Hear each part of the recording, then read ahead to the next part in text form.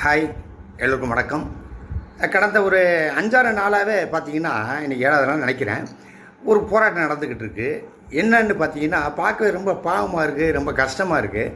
நம்ம துப்புரவு தொழிலாளர் தான் அந்த போராட்டம் நடத்திக்கிட்டு இருக்காங்க. என்ன சொல்கிறேன்னா, பாவம் கஷ்டப்படுறாங்க, இவ்வளோ விஷயம் பேசுகிறாங்க. நம்ம வீட்டு குப்பையை நாம் எடுத்து போய் வெளியே போகிறதுக்கே கௌரவம் பார்க்குறோம்.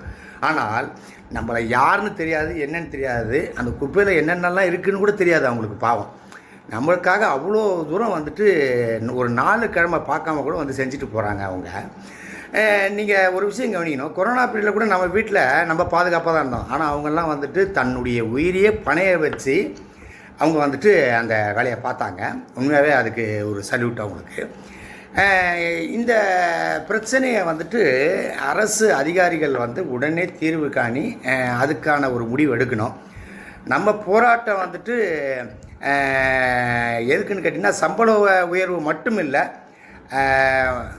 மரியாதை, பாதுகாப்பு, நிரந்தர வேலைவாய்ப்பு, அது வந்து அவங்களுடைய உரிமை. அது இப்போ ஒரு நடிகராகவோ ஒரு செலிபிரிட்டியாகவோ நான் இதை பேசவே இல்லை. நான் பேசுகிறது ஒரே ஒரு விஷயந்தான், அவங்களில் ஒருத்தனா குரல் கொடுக்கறதுக்கு நான் இப்போ முன் வந்திருக்கிறேன்.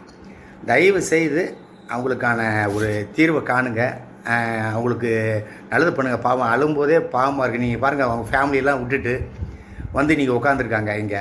நீங்கள் நினச்சி பாருங்கள் எவ்வளோ இதாக இருக்குன்னு சொல்லிட்டு. இவர்கள் வந்து நம்ம சென்னை நகருடைய நாயகர்கள், அப்படி தான் நான் சொல்லுவேன். அதாவது வந்து அந்த ஊதியம் வந்துட்டு ஈக்குவலாக இருக்கணும், அது அவங்களுடைய உரிமை. இதை கொஞ்சம் கன்சிடர் பண்ணி கவர்மெண்ட்டு கொஞ்சம் அவங்களுக்கு ஹெல்ப் பண்ணோம்.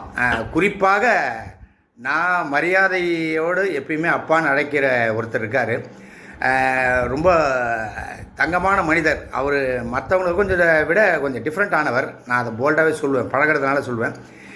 இப்போ இந்த துறையின் அமைச்சர் அவர்கள் வந்துட்டு மரியாதைக்குரிய அப்பா கே நேரு அவர்களுக்கு இந்த பாலாஜியுடைய வேண்டுகோள், நிச்சயமாக நீங்கள் பண்ணுங்கப்பா. அவசியமாக அவங்களுக்காக நான் வந்து உங்களை வந்து ஒரு வாட்டி பார்க்குறேன்ப்பா. நன்றி.